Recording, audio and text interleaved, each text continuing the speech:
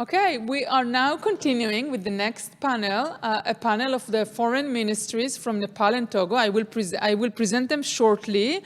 I just want to present my guest here at the table. With me here is Mrs. Einat Schlein from the Israel Ministry of Foreign Affairs, the Chief Director of Mashav. It's the Israel International Aid Agency. Also, Einat was Israel's ambassador to Jordan and many other roles she took in the Israel Foreign Ministry for many, many years. And I would like also to welcome the Honorable Mr. Pardeep Kumar Gawili, Minister of Foreign Affairs, Federal Democratic Republic of Nepal. Is serving in his role as Foreign Affairs Minister for years now. Prior to that, he was in the Constitutional Assembly and also a member of the House of Representatives and Minister of Culture, Tourism, and Civil Aviation. Thank you so much for joining us.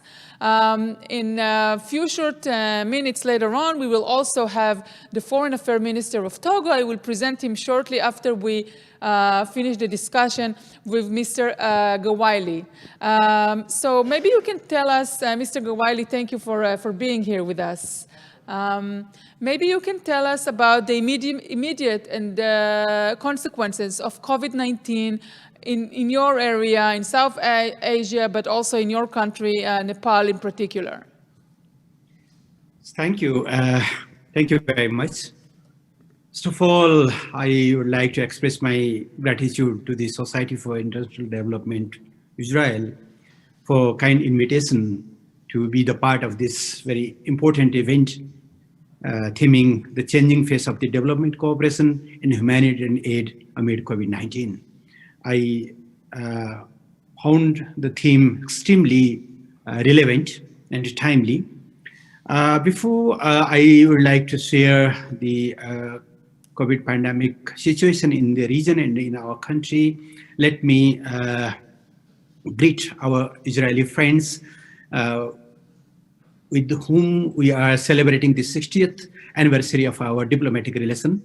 We were supposed the high-level exchange of visits throughout the years, but due to the COVID pandemic, those visits, meetings were suspended, however, postponed. However, we hope that in the days ahead, we'll be able to meet physically. Nepal was the first country in South Asia to recognize the state of Israel. So we fondly cherish our friendly relation with Israel, and we hope that our relation will elevate in a new heights in the days ahead. Having said that, let me briefly update or share the latest situation of the COVID-19 in our country and in the region. I didn't say the global pandemic has affected everyone and everywhere with its unprecedented scope and speed. More than 73 million people infected, more than 1.6 million lives have lost, and almost all nation economies and communities have been affected. Asia is about 50,000 new cases daily. More than 2/3 are from the South Asia. So it is in critical situation still. Though intensity is not similar in South Asia and Central Asia, it is more acute. In Southeast Asia, countries has been able to contain. For Nepal, now we have 250,000 cases diagnosed. But the fatality rate is comparatively low, just 0.6%. Now we have 1,600 plus lives lost, and government of Nepal is trying its best to contain this pandemic. Our priority is to save the lives of the people from the pandemic and save the livelihoods from the negative impact of the COVID-19. And for it, we have introduced major initiatives for economic recovery and to the containment of the COVID-19 in society. I have with me Mrs. Ambassador Schlein, and we want to talk together about the cooperation of international aid and help for development countries and bilateral cooperation. So how do you see the cooperation with countries such as Nepal or other countries South Asia? And maybe if you want to ask the Foreign Affairs Minister a question, that's also can be directed. Well, thank you, Tal, and good evening, I should say, to Nepal, Honorable Minister. COVID-19 has definitely transformed our world in many, many ways, and it also transformed the way that we work, the way that we think. I think that one of the first effects is the fact that we lost access to each other. No flights, fear of pandemic, and so on and so forth, which actually creates barriers and borders, which is the opposite of what we try as diplomats, what we're trying to avoid. We're trying to link people and bridge them. So as Mashav, who's been engaged in international development already since 1958, we had to work really fast. And this is what we've done. I think the key words here would be adapting and transforming. We had to think on our feet. We had to be really creative, and we've done many things in many countries, including in Nepal, but in many countries around the world. We had to transform everything that we do. Mashav is all about capacity building. It's all about investing in the human resource and offering Israel's expertise. We may lack the magnitude of budgets that other aid agencies have, but we're privileged with expertise and with a lot in this regard.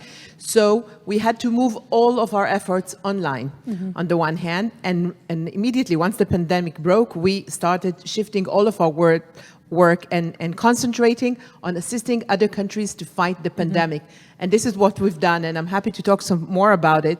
But I'm wondering if I can ask you, sir, I know that there were many things that happened in Nepal in this regard. We've had Nepalese students who stayed in Israel and continued their agricultural education here during the pandemic. Some of them have changed recently.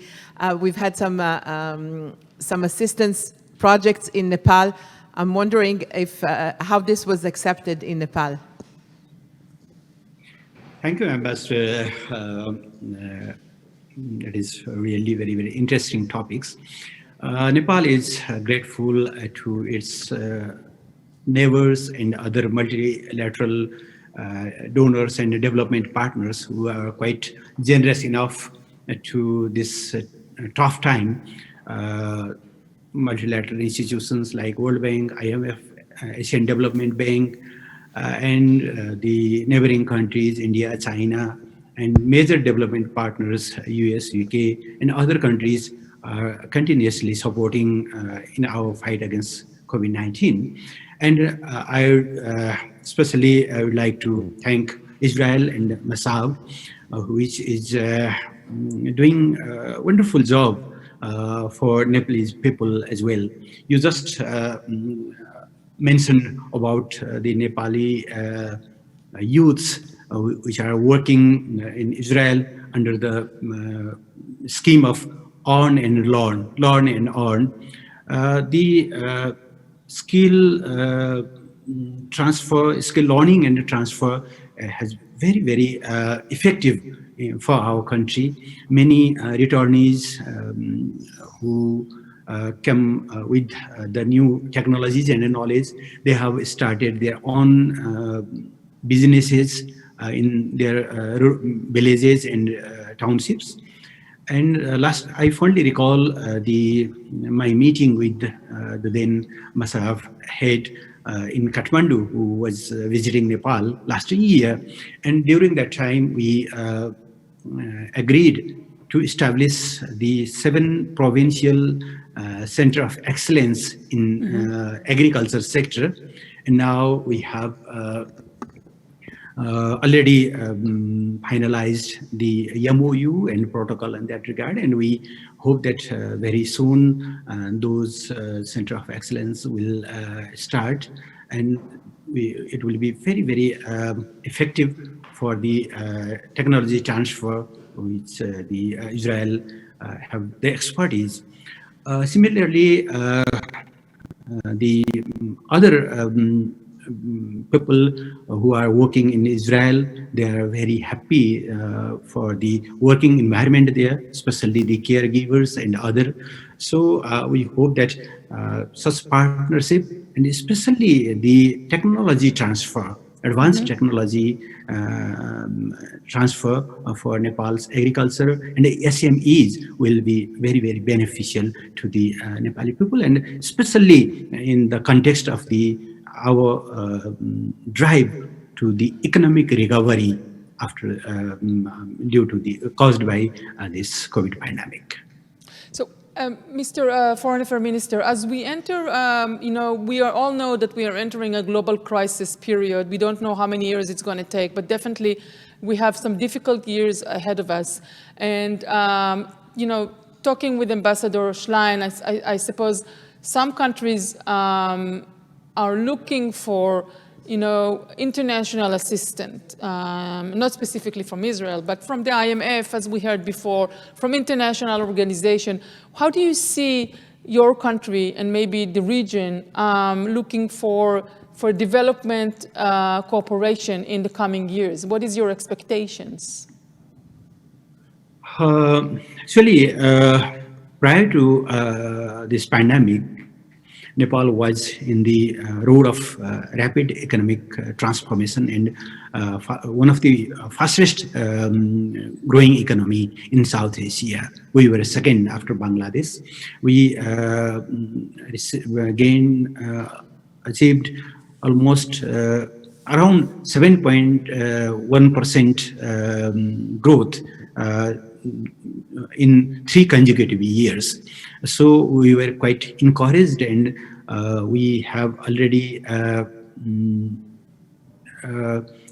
made the commitment that we will be graduated from the least developed status at earliest, and will become middle income country by 2030, achieving all SDG goals. But this pandemic has affected severely, especially 3-4 areas have been more affected, hardest. One of the major affected area is tourism. Nepal's income, one of the major source of the income is tourism. Ambassador Schlein, would you comment on what the Foreign Affairs Minister just said, and how do you see future years with respect to international development?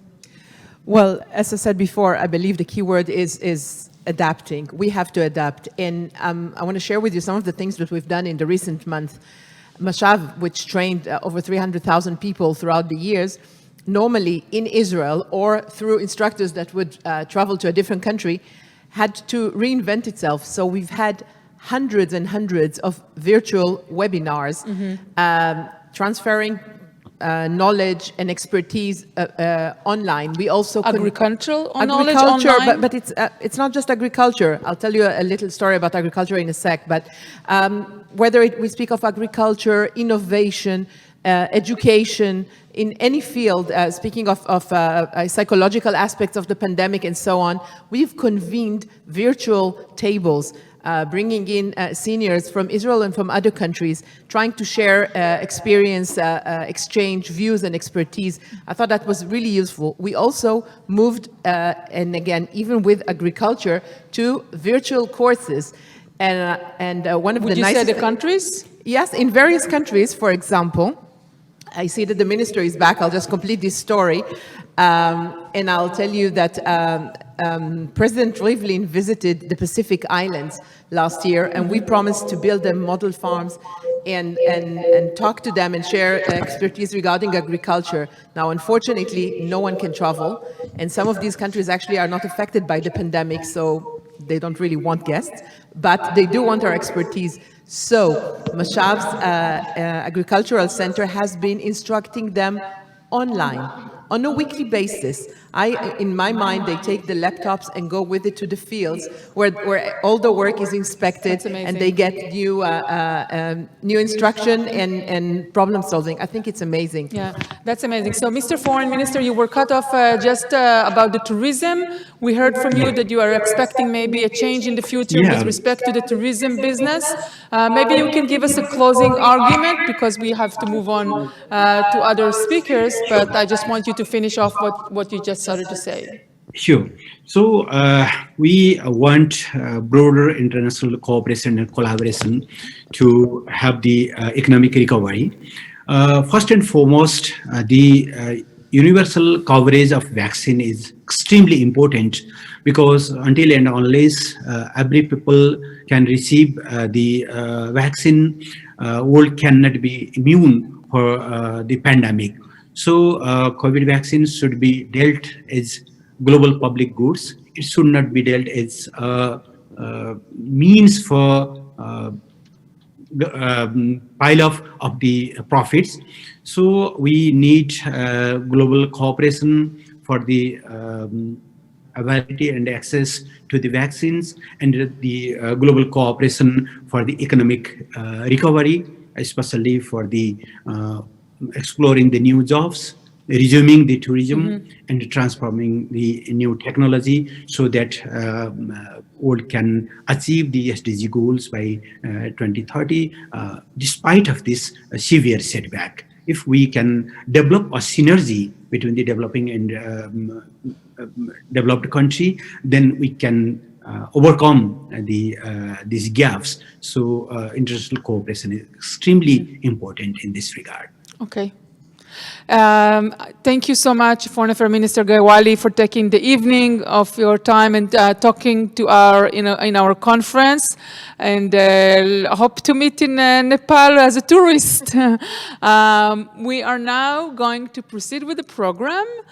And I will turn now to West Africa. And I am going to speak in a minute with the Foreign Affairs Minister of Togo, Professor Robert Dussey. Dussey, I'm sorry. Professor Robert Dussey, Minister of Foreign Affairs and Cooperation in African Integration of the Togolese Republic. Mr. Dussey, do we have him online already?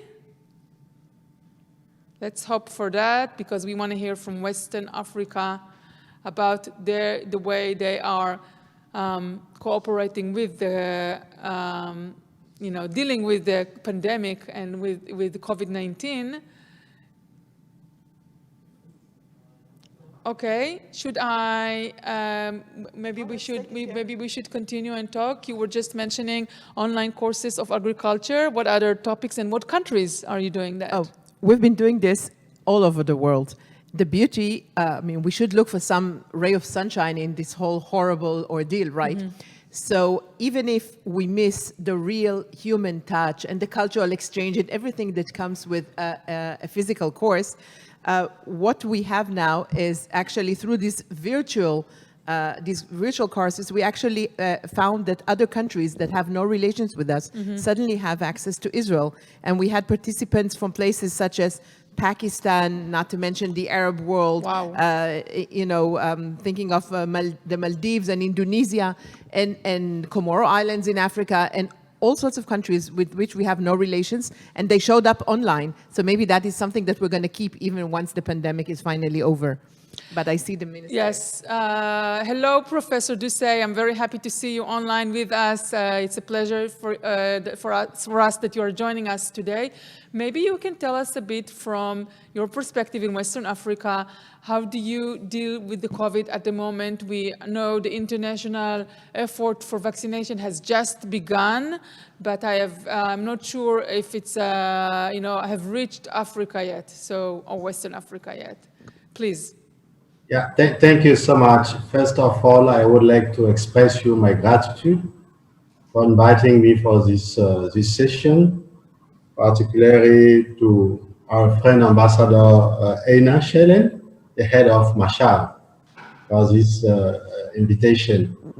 The COVID-19 pandemic has certainly affected all countries in the world. So, but in consequence, the consequences have on a different scale, depending on the region of countries concerned. In our region is the West African region. I don't know if you know very well Africa. Africa is 54 countries, so we have 5 regions. West African region, we are 15 countries in our region, and the consequence is very serious for us. First of all, it's not the humanitarian consequence, because the situation is under control in our region.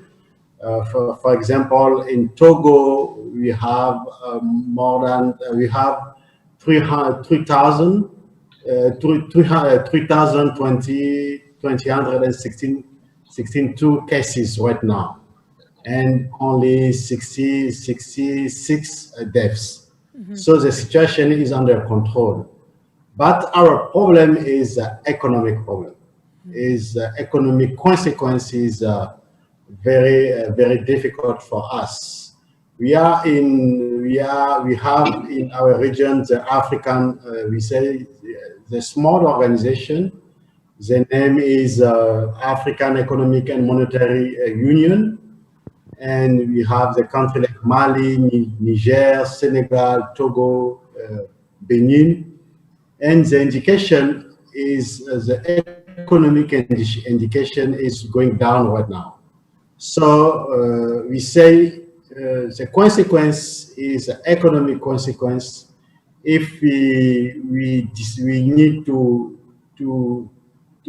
cross this situation, we have to work with all international organizations. Of course, we are working right now with IMF, with World Bank, and the assistance of the organization like Mashab is very important for us in our region.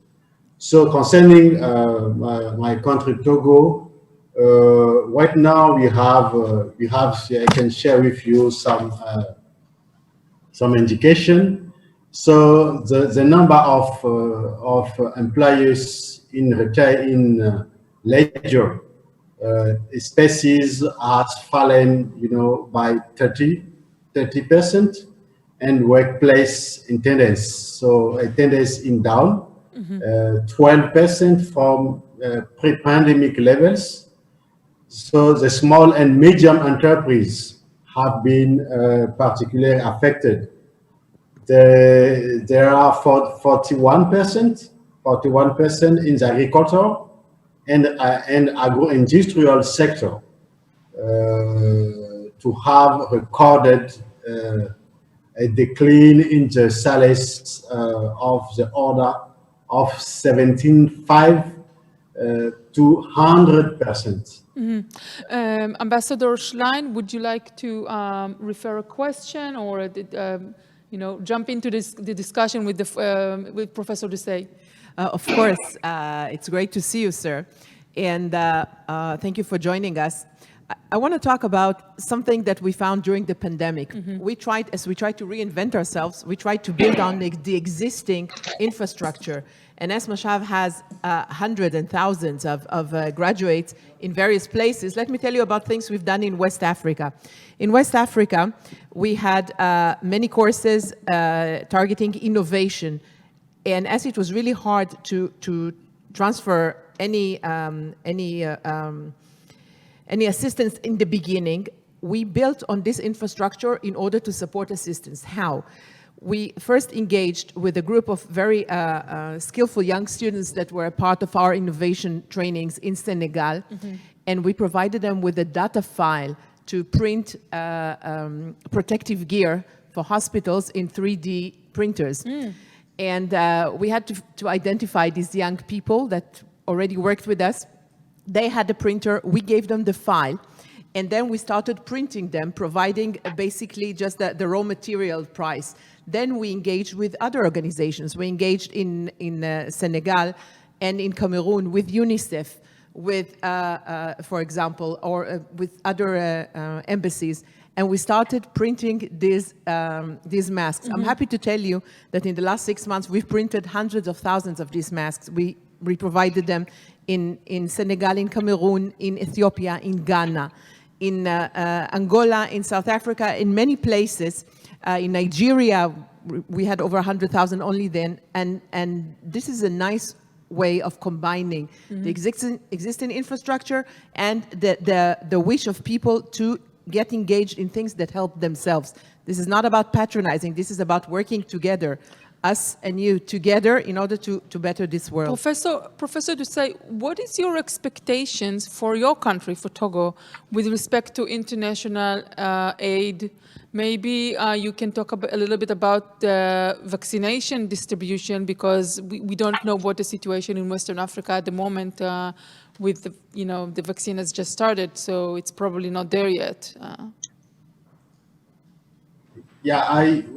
What we are expecting is simple. We need to continue to work for everyone in our region and in Africa. For example, about the vaccine. Right now, when we are talking about the vaccine, it's like just the discussion between European people, maybe between American people, not with African people. Fortunately, we have right now we have a COVAX. COVAX is one of the is a structure that we can use to have a vaccine. So, our expertise, we think maybe around in 3 or 6 months we can have a vaccine in Africa. So it's a little bit late for us because, for example, our friend in US, they started yesterday or before yesterday, and in Europe maybe in the next week. So in Africa, unfortunately, in 3 months or in 6 months. So we are optimistic. We think by COVAX, we can have a vaccine in our continent in 6 months. And the expectation with respect to financial assistance from the world, businesses, and help the flow of money and goods. We don't need a direct financial assistance. We're talking right now with World Bank and IMF because we say our problem is all the African countries is a debt issue. So fortunately, we have a chance during the last summit of G20, they decided to suspend the debt for 1 year, 6 months, 1 year. So it's a good, it's a good perspective for us because all we can move, we can work and push IMF and World Bank to let us to deal directly with, to buy the vaccine for our population. So the assistance is what we need, is the disponibility of the vaccine for us, not directly some money, because for money, our debt is what yourself. All right, Foreign Affairs Minister of Togo, Professor Doucet, I thank you so much for being with us. It was very interesting to hear you, and take care. Thank you.